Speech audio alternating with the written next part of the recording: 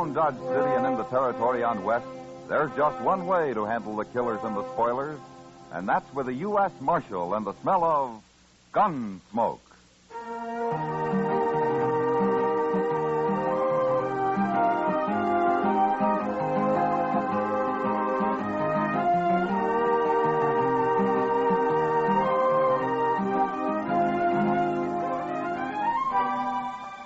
Gunsmoke, starring William Conrad. The story of the violence that moved west with young America. The story of a man who moved with it. Matt Dillon, United States Marshal.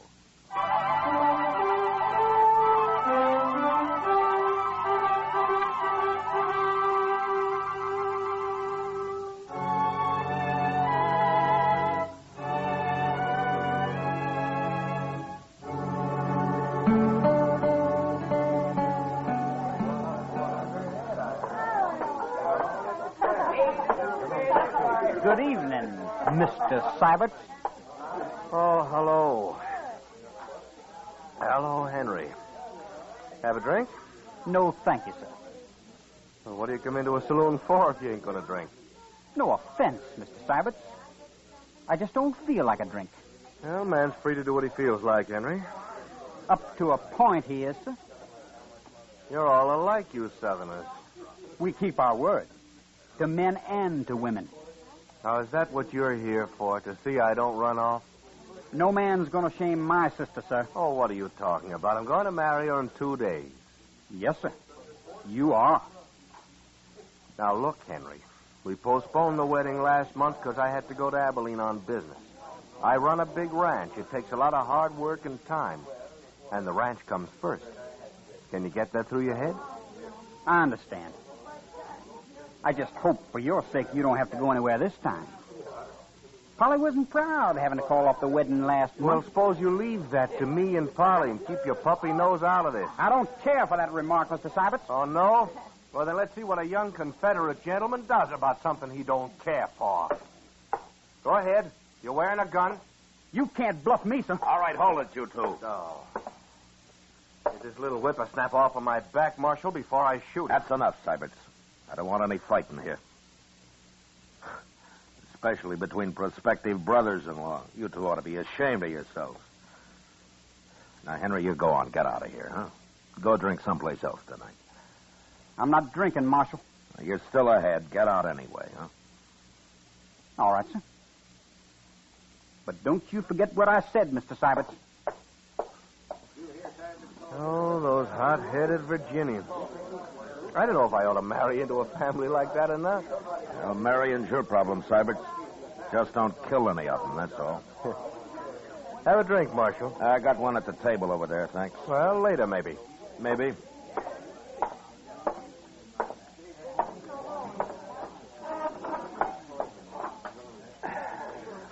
You sure stopped that just in time, Matt.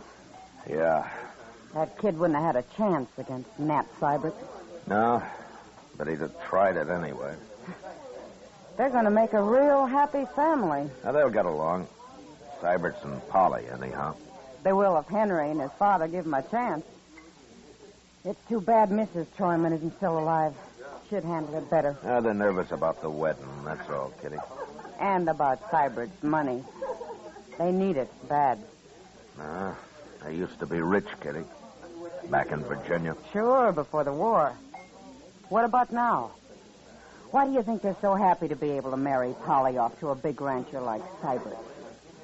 You know it as well as I do, Matt. Yeah, except for Polly. I think she's real fond of Sybert. Sure. And he's fond of her, too. After all, she's a woman, isn't she? Yeah, I know. But maybe you'll settle down now and quit running around so much. I hope so, for her sake. When's the wedding, Matt? Day after tomorrow? Yeah, that's what they say. You're going, aren't you? Yeah, I suppose I'll go. I love weddings. Oh, great heavens, Kitty. I nearly forgot. What? I saw Polly on the street the other day, and she asked me to tell you that you'd be welcome at the wedding if you want to come. She did? Well, I've only met her at the store and around. Seems she likes you. Anyway, that's what she said. Well, gee, Matt. You think I should? You were invited by the bride. I don't know why not. Well, maybe I better think it over. She's got enough trouble as it is. But anyway, I feel kind of good, her asking me. They're just people, Kitty. Like anybody else.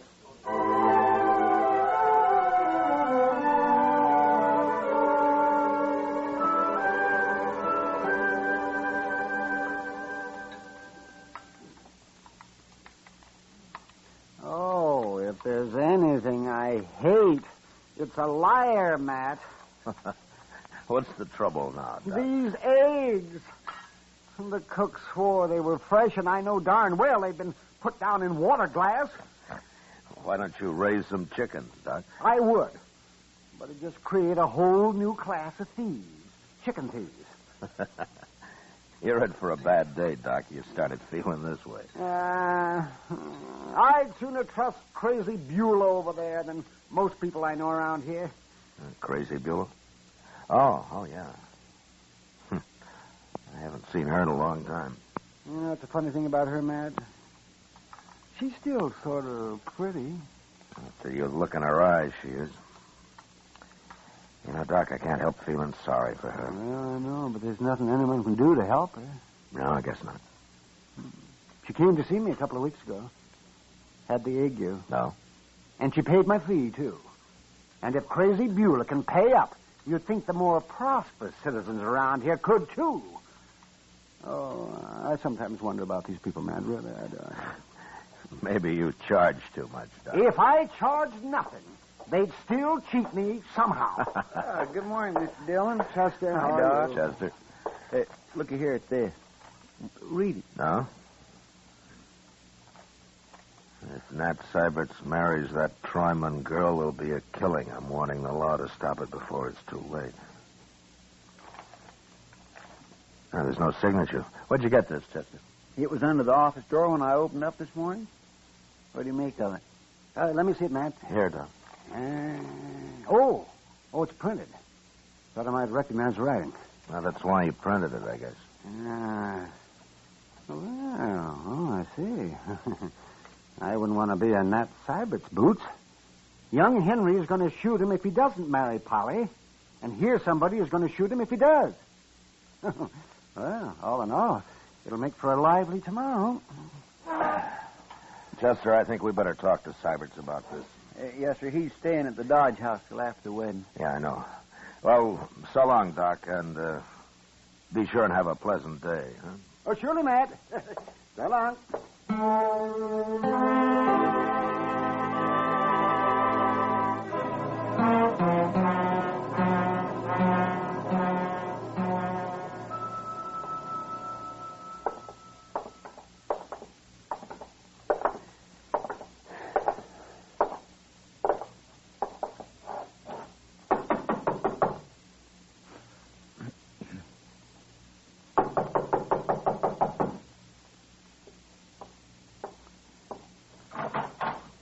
Well, Marshal, Chester. Oh, Mr. Syberts. I'd like to talk to you, Syberts. Why, sure, Marshal. Come in. Thank you. Chester found this note at the jail this morning, Syberts. What in the... Who wrote this? And I thought maybe you could tell me. No, I've got no idea, Marshal. Oh, can you think of anybody who doesn't want you to get married, Syberts? He was there last night, Marshal. Sure don't look like it. Yeah, I know, but I was thinking of somebody else, some enemy of yours who maybe wants to cause trouble. No. I've got enemies, sure. What man hasn't? But they don't have nothing to do with me and Parley. What'd they care if I get married? Well, say, maybe it's just a joke somebody's playing on you. Mighty poor joke under the circumstances. Yeah, I suppose it would be. Old man told me to stay away from women a long time ago. I should have listened to him. It's a little late now, isn't it, Syberts? Yeah. If you got any ideas, let me know, huh? Anyway, we'll be at the wedding. We'll do what we can. And I'll be wearing a gun, too, Marshal. You can count on that.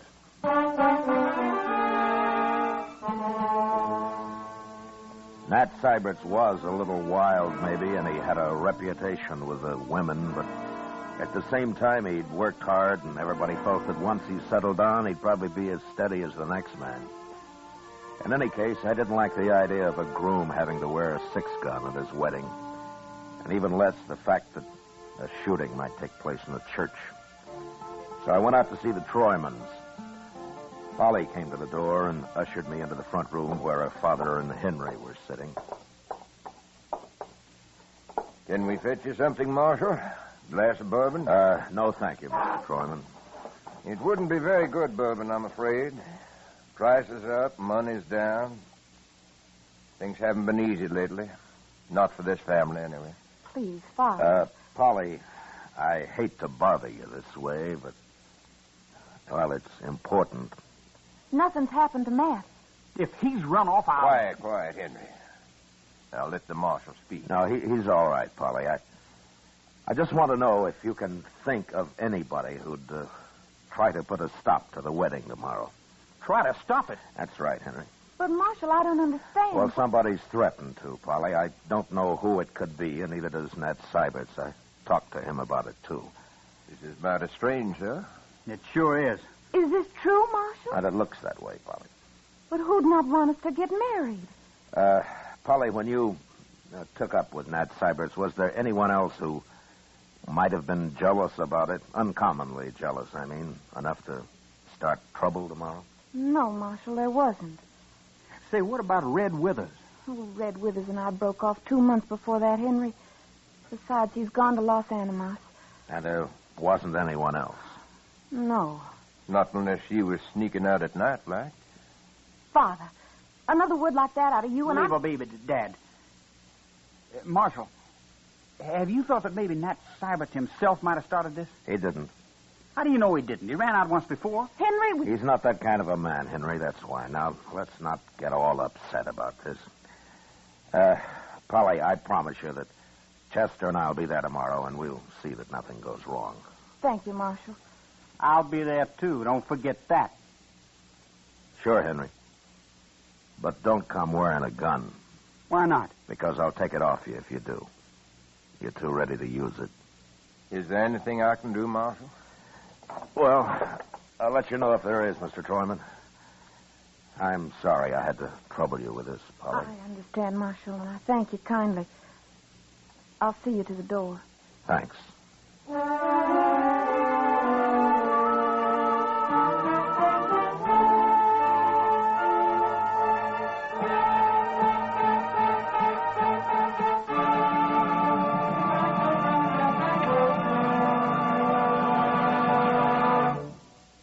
We will return for the second act of Gunsmoke in just a moment. But first, with the arrival of warm weather, people tend to forget their troubles and other people's troubles, too. We go off for the pleasures of the beach, the forests, and the countryside. By all means, let's get the most that life has to give. But let's keep the need of the Red Cross, the continuing need for blood, somewhere in our minds. At least once this summer, give a pint through your local chapter. Don't forget, disaster waits on no season. Give blood during the summer, too. Now the second act of Gunsmoke.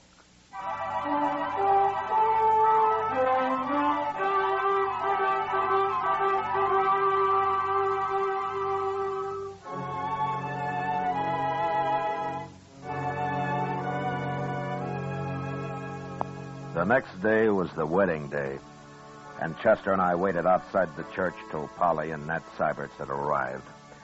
Then we went inside and took up our positions on the far right and the left of the altar, facing the congregation. We were wearing our guns under our coats, and nobody seemed to take much notice of us. As soon as the ceremony began, I had a feeling that nothing would happen. And as it neared the end, I signaled to Chester, and we slipped quietly out to the church entrance. Their two had given and pledged their troth either to other, and have declared the same by giving in the healing gold and by joining with friends, I pronounce it. All I could see in there was a lot of real friendly faces, Mr. Dillon. Yeah. There's nobody outside here. That's Mr. Sybert's buggy right there, isn't it? Mm-hmm. He's driving Polly out to the ranch right after the ceremony, Chester. She didn't want a celebration of any kind. Well, it looks like there won't be any trouble after all. I sure hope not. On their wedding day and all. That's over. They'll be coming out now. Yes, sir. We'll stay close to them till they drive off. It could happen right out here, you know. Yes, sir. I'll watch whichever way you're not watching. How will you know which way I'm watching unless you spend your time watching me, Chester? What? Oh. Well, now, I didn't exactly mean to... Oh, looky. Here they come. Oh, my, don't they look proud?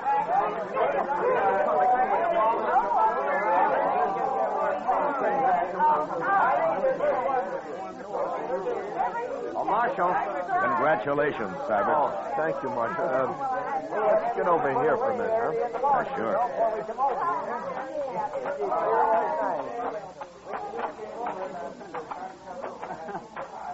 I guess that warning wasn't much to worry about after all. It looks that way. You got nothing but friends here, as far as I can That see. sure unsettles a man, though, a note like that.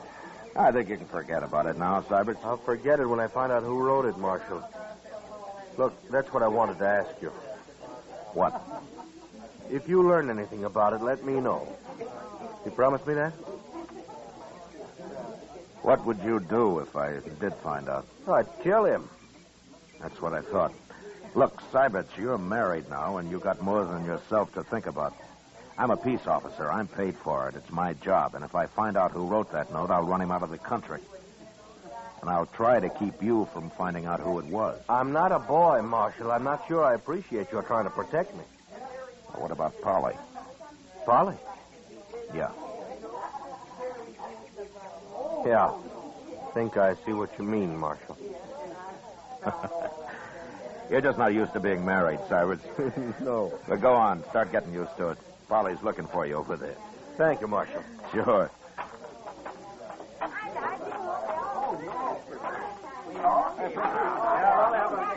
Well, are we all set to go? Anything wrong, Mr. Dillon? Not a thing, Chester. Come on, let's see him off. Thank you. All right, Polly. Up you go, honey. That's the way. Bye, Father. Bye, Go on, honey. Bye, everybody. You come see us up the ranch. Goodbye. Goodbye.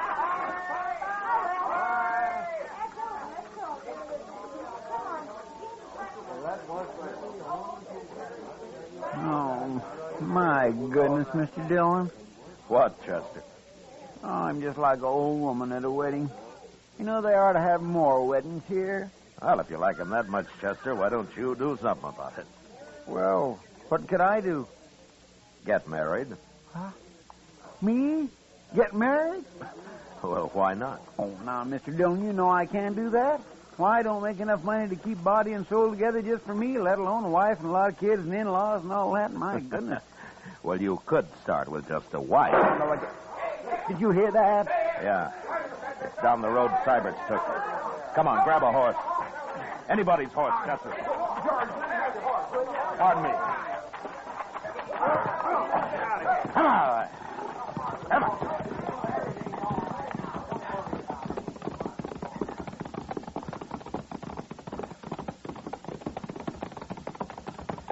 There's the buggy. Just past the bridge. I don't see nobody else. Ease up, Chester, so we don't scare the horse. Yes. Oh.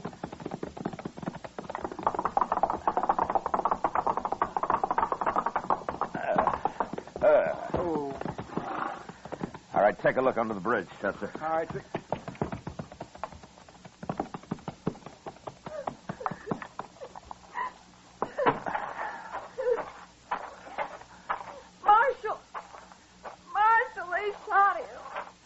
Is he dead, Polly? He's breathing. But I couldn't drive the horse back and hold him, too. Oh, Marshal, why did they do it? Who did it, Polly? How many were there? I don't know. I didn't see anybody. We were just driving across the bridge and they shot him. Nobody around, Mr. Dillon. How is he? Oh, please, Marshal, do something. He'll die. Chester, get in the buggy and drive back to docks, quick. Yes, sir. All right, just give me them lines, Polly. And tell everybody to stay in town. I don't want them messing up the tracks out here. Now, hurry. We'll be there before you know it, Polly. Hold him tight now.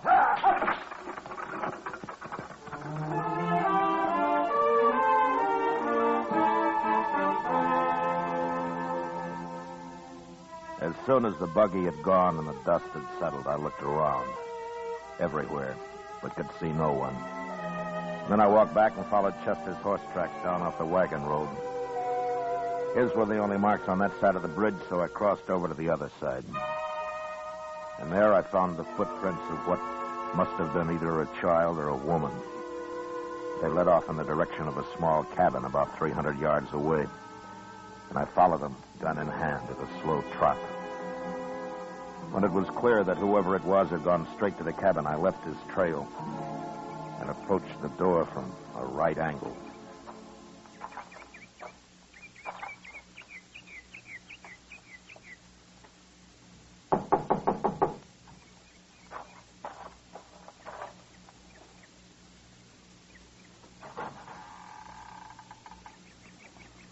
Why, there's nobody here. Hold it. Oh, you, Marshal. Beulah, come on outside, Beulah, quick. Now, who's in there? Tell me. Nobody, Marshal. Nobody now that I'm out here. You're trapped. Come out with your hands up. What are you yelling for, Marshal? There, I got my hands up. See? Get out of the way, Beulah. Get out of the way. Everybody that tells Crazy Beulah to get out of the way. That's what Nat said. Get out of the way, Crazy Beulah. Nat? But they won't say it no more. I fixed him. Beulah, what are you talking about? He wouldn't even look at me on the street after. Then he up and married that Troyman girl. You mean you shot him? I warned you, Marshal. I told you to stop it. I told you what would happen. I told you. Why did you stop it? Why did you stop it? You'll, take it easy now. You believe me, Marshal? What? Take a look in the cabin. By heaven, I will.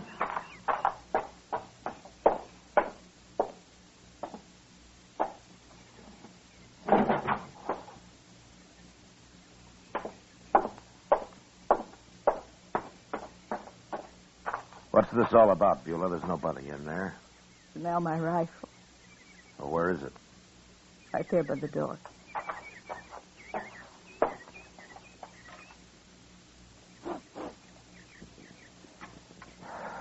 Yeah, it's been fired, all right.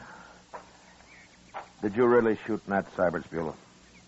I want the truth now. Said I would, didn't I? I hate him. But why?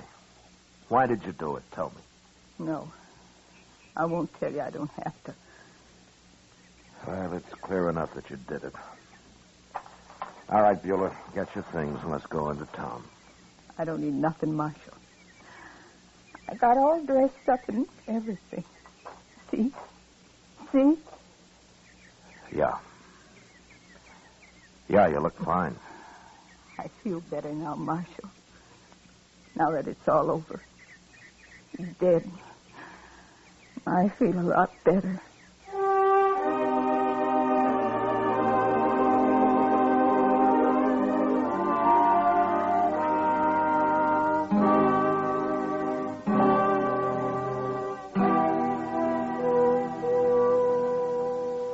Give her anything she wants, Chester. See that she's comfortable. Yes, sir, I will.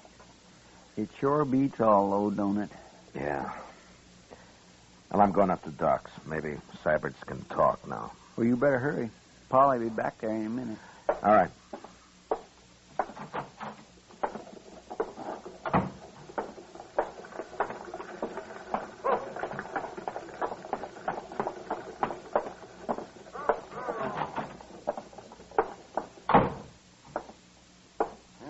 Hello, Matt.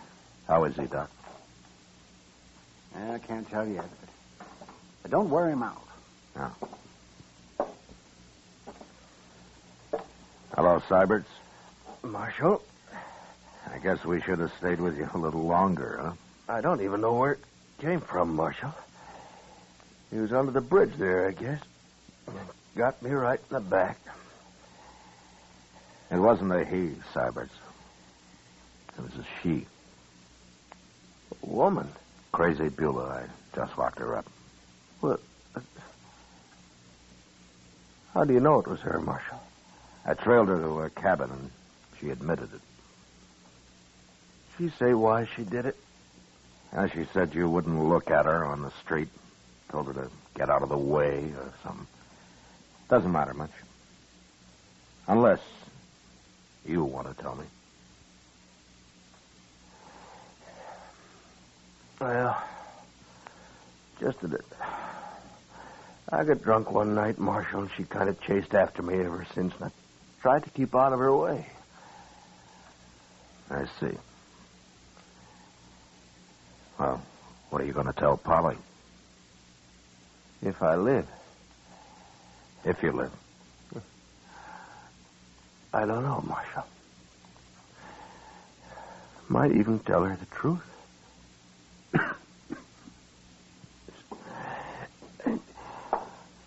All right, man. Now, that's enough. Yeah, sure, Doc. So long, Sabbats. Bye, Marshal.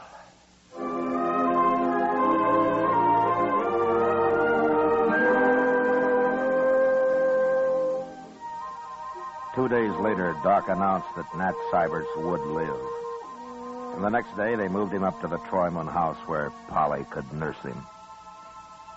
I never did know if he told Polly what it was all about. Maybe he didn't have to. Crazy Beulah never asked about him, never mentioned his name again. For her, it was all over and done with. And then finally, somebody remembered that she had people in St. Louis. And once I located them, I put her on a train and sent her off. She seemed quite happy about the trip. And more normal than I'd ever seen her.